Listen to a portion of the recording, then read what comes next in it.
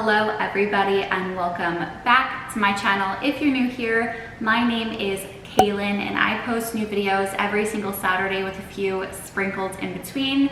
And I post videos mainly about eating disorder recovery and intuitive eating. So if that's something that you're interested in, I would love for you to click onto that subscribe button down below and become part of our little family. So for today's video, we kind of have a different setup. I feel like normally we are super up close and personal. So let me know if this angle works for you as well. But with the fall season in full swing, I really wanted to bake more. So today we are going to be making Ina Garten's chocolate chip cookie recipe. And I believe it's from the cookbook. I think it's called Modern Comfort Food. I will make sure to leave the recipe in the description down below if you want to make these with me.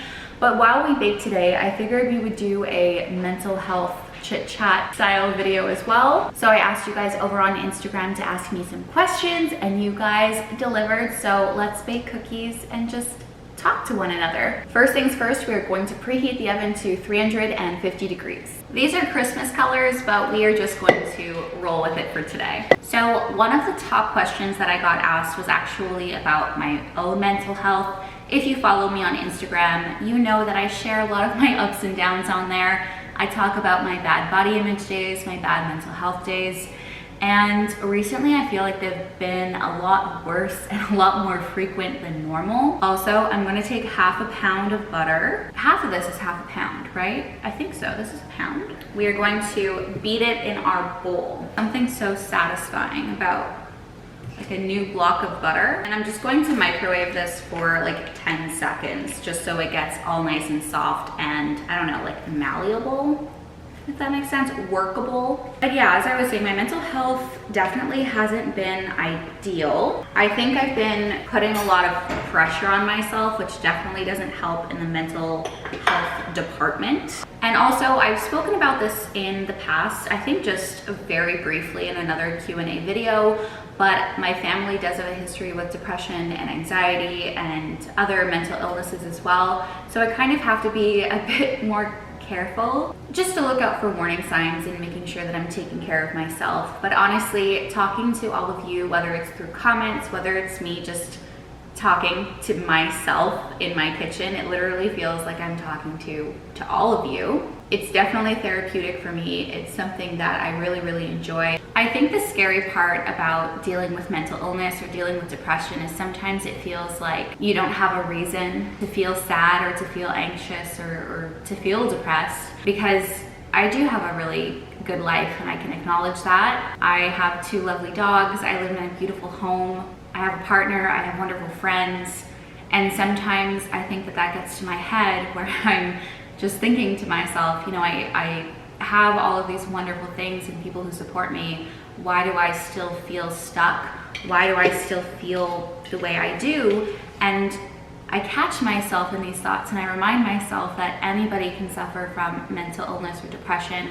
Anybody can suffer from, you know, seasonal depression. It's not like there are prerequisites to suffering. And so I feel like this is a super long-winded answer to this question. I've been doing okay. I haven't been doing spectacularly, but I am trying my best to just prioritize my mental health and do what I can to make myself feel good. Somebody asked, how do you eat intuitively when anxiety messes with your hunger signals? Thank you.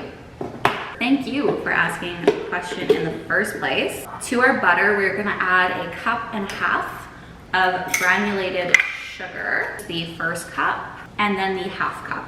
And when it comes to anxiety, I think many people feel it in very different ways, but very physical ways, right? You can be shaky, your stomach can feel nauseous, you can get a lot of headaches. Everybody feels anxiety very differently. And the thing with intuitive eating is that not every day needs to look the same. You don't have to have the same amount of meals or the same amount of snacks or anything like that. I do think that it's still important to prioritize yourself and take care of yourself, especially when you're not feeling well. But your body is also wired to care for you. So if one day perhaps you eat a little bit less because of your anxiety, the next day you might be hungrier, and to honor that I think is also really important. But if your anxiety is prolonged and you continually are anxious every single day, then maybe intuitive eating isn't right for you in this moment, and maybe reverting back to something like mechanical eating will be more helpful. But just know that you can take it day by day, and if your anxiety persists, to please, please, please talk to a medical professional, a GP, somebody that you love and trust. I'll try to leave some sources in the description down below. I also forgot that we're supposed to add in a 1/4 cup of light brown sugar. There's something about brown sugar that just brings me so much peace. It smells so good. And it reminds me of when I was little, when my dad would just sprinkle brown sugar on top of our warm oatmeal in the morning. Amazing. Also, when it comes to coping with anxiety, I think finding very healthy coping mechanisms is really important. That could be baking, that could be watching YouTube videos, it could be reading, going on walks, spending time with loved ones. The list of coping skills just goes on and on and on. But I think having a couple up your sleeve for when times get really tough is really important, so that you don't revert back to any negative coping skills or coping skills that probably hurt you more than help you. So this is what our dough looks like right now. I thought I would give you a close-up because I only have one camera set up, but yeah, we've just creamed together the butter and sugars. I didn't know my mom very well. For those of you who don't know, she did pass away when I was 5 years old. But every time we baked growing up, whether it was with my grandmother or my dad, he would always say that my mom just loved eating like sugar and butter when she was baking. She would like have a little spoon and lick it. And sure, some people might think that that's gross, but to her, it was really, really tasty and something that she liked about baking. So every time I cream butter and sugar together, it just brings me a little bit of peace, and I think about her sometimes. So this recipe calls for an extra, extra large egg. I don't think I've ever seen those. So I have 2 regular eggs, and I'm thinking together they make an extra, extra large egg, right? Put 1.5 eggs. I'm gonna try to like dissect the other one, but that's what we're gonna do right now. Add 1 egg. And these are room temperature, by the way. I usually never follow the full instructions that way, but I'm trying to be better today, so hopefully these come out great. Oof. All right. There we go. Kind of dissected it to make an extra, extra large egg. And then we are also going to add 2 tablespoons of warm water and vanilla. Also, I'm sorry that I'm not really zipping through questions. I just want this to be a therapeutic video where we bake together and I answer a couple questions here and there, and we just have a good time chatting. Somebody asked how to get out of a mental funk. I wish I had the perfect answer for you, and I wish I could take all of your anxiety away, all of your stress, whatever you're feeling. And what helps me is to create some kind of routine. And not a routine that we stick to that is very, stickler. I think that's a word.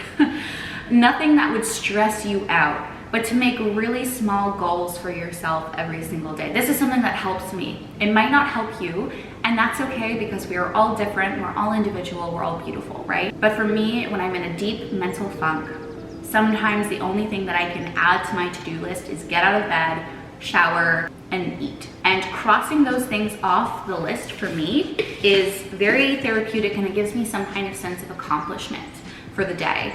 And again, we don't have to set super unrealistic goals or anything like that, but just trying to shape your day around 1 or 2 goals can be really, really helpful. Self-care is also so important. When it comes to getting myself out of a mental funk, the more I care for myself, and I like to care for myself given the 4 main pillars of self-care. And I talk about these 4 main pillars all of the time with my clients, but basically it's making sure that you're eating enough, making sure that you're drinking enough, making sure that you're sleeping enough, and making sure that you feel safe in your environment. And these are basically like our basic needs, what we need in order to feel our best. We don't sleep, we know how we feel. If we don't sleep enough, it throws off our entire day. And then when it comes to safety, for me, I think that this really comes down to space. So if you're in a toxic environment all the time, removing yourself, though it can be really challenging from said toxic environment, can be very worthwhile and will definitely benefit your mental health. But even on a more simple level, making sure that your house or your space is clean, because a cluttered space will be a cluttered mind. And I know that that is not easy when you're feeling really low. So breaking it up, right? Maybe setting a timer for 5 minutes, tidying your space, and then that's all that you have to do for the day. And that's okay. Or maybe setting several alarms, or even tidying rooms one little space at a time. The cleaner the space, the cleaner the head. At least that's what I like to say. But again, everybody's different. We've got our sugar egg dough here. We're gonna move on to our dry ingredients. Somebody asked, I find it really hard to express how I feel and open up to other people. What can I do to help? So from how this question is phrased, it sounds like you are struggling with vulnerability, right? With being vulnerable, with putting yourself out there. And that's so normal. I'm going to add 2 cups of flour to this bowl right here. And the thing with being vulnerable is that it's really scary because you're putting yourself out there and you don't know what the other person's reaction is going to be. You don't know what they're gonna say. You don't know how they're gonna feel. And I just wanna say that you are not responsible for anybody's actions or inactions. And the thing with vulnerability is that 80% of the time it's going to work out in your favor and you're gonna have a good outcome. Whether that outcome is, you know, somebody reciprocating how they feel, if you're expressing your, you know, love to them, somebody understanding you, if you're just expressing how you're feeling. But then 20% of the time, things aren't going to work out in your favor, right? You'll be rejected, you'll be hurt. The person will take what you're saying in a more negative light than what you mean it. And how I like to look at the situation is that the only person that you're truly hurting is yourself, right? You're standing in your own way of potential love, potential connection. And I like to ask myself, what is the worst possible thing that can happen? Usually that's not what's most likely to happen, but what is the worst case scenario? And then I like to ask myself, if this were to happen, would I be okay in 1 week, 1 month, 1 year? And normally the answer would be yes. And then I ask myself, what is the best case scenario? I'm going to add in ½ teaspoon of baking soda. And then, as I mentioned, I ask myself, what is the best thing that can happen? And then the third question that I ask myself is, well, what is most likely to happen? And almost always, it's not the worst case scenario. So I think we just have to stop catastrophizing, stop thinking about the worst thing that can possibly happen, and also think of the good that can happen from this situation. And also understand that if that bad thing happens, you're gonna be okay, you're gonna survive, nothing bad will happen to you. The world will keep moving and spinning. And obviously that kind of thinking is a lot easier said than done, but it's totally possible. And the more you work through these thoughts of fear, the more comfortable you will be stepping out of your shell and being vulnerable in the first place. Somebody asked, how do I deal with suicidal thoughts? And I just wanna say quickly, I love you, I care about you. And I'm so happy that you're still here. I truly am. And when it comes to suicidal thoughts, I think that the most important thing that I can tell you is to talk to somebody. There are hotlines, I'm gonna leave them down below. Do not keep it inside. You're not alone with how you feel. All of your thoughts and emotions are valid. But the thing is that when we hold things inside, there's no room for us to get better. And you deserve to get help and support and love just as much as any other individual in this entire world. So please look at the hotlines that I've linked in the description down below and make sure to not keep this to yourself. I love you. The next question is, do you have any tips on school and dealing with mental health? I'm a junior in high school and it's taken such a huge toll on me. School can be so freaking tough and mental health can definitely decline very quickly. Here are a couple of my tips or what helped me when I was in high school. One thing is that I saw the counselor at the high school. I think every high school has some kind of guidance counselor. I saw them every single week just to talk about whatever was on my mind, even if it was something that I thought was very juvenile. Nothing is too small to talk about with a professional or anybody who loves and cares for you for that matter. So going to see them weekly, trying your best to stay on top of your work and not leaving it all for the last minute or procrastinating. Also being in open communication with your teachers. A lot of teachers want to help and they do care about your mental health. Being open with them and also telling them about the things that maybe are going on or stressing you out, even asking for extensions. I think a lot of this does come down to communication and making sure that those lines of communication stay open. It smells so good. Ina Garten's recipes are seriously some of my favorite.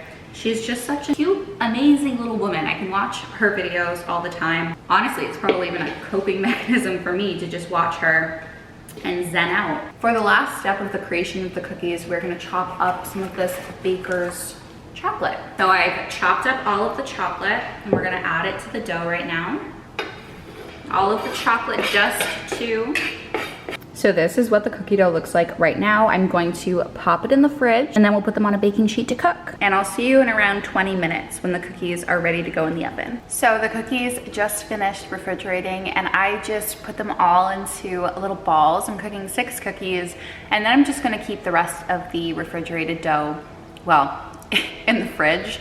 How I like to do it is just every single time I want a cookie, you have dough in the fridge, so you can just put a couple of them on a baking tray, put them in the oven, and then they come out gooey and fresh and delicious. But I just put them in the oven for 8 minutes, and then I have to take them out and hit the tray against the counter for them to kind of flatten, and then put them back in and repeat that process a couple of times. It'll be fun. Again, the instructions and everything will be written in the description down below. This dough is so good, so good. Honestly, I feel like I prefer the cookie dough over the cookies themselves. Let me know, team cookie dough, team cookie. The last question that I'm going to answer today while the cookies are in the oven is how to handle uncertainty.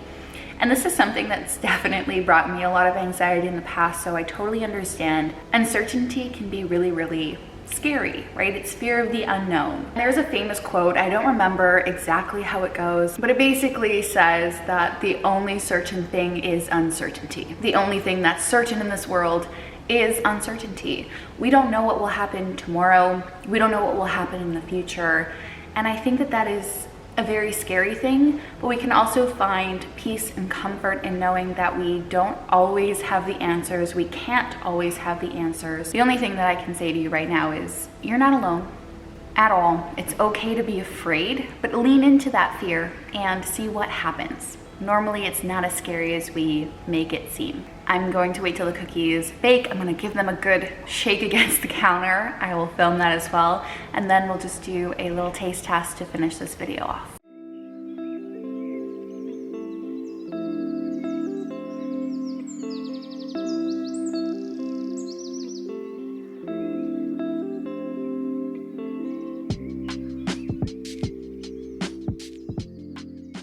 So the cookies have completely cooled. I just got back from a little walk with the pups. I think I might have cooked them for too long, but now it is time to taste test. You can't sit here and tell me that that doesn't look like a good cookie. Oh my goodness. Wow. I love cookies that are crispy on the outside and chewy on the inside. So let's see how this goes.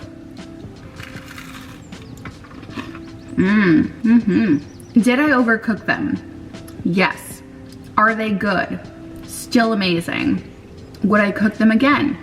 Also yes. Would highly recommend. Anyway, I'm going to eat this delicious cookie. I hope that you liked this little bake with me. If you'd like to see more videos like this, then just let me know, because I always like to make content that y'all love to see. Make sure to do something kind for yourself. I hope to see you in my next video. Bye guys.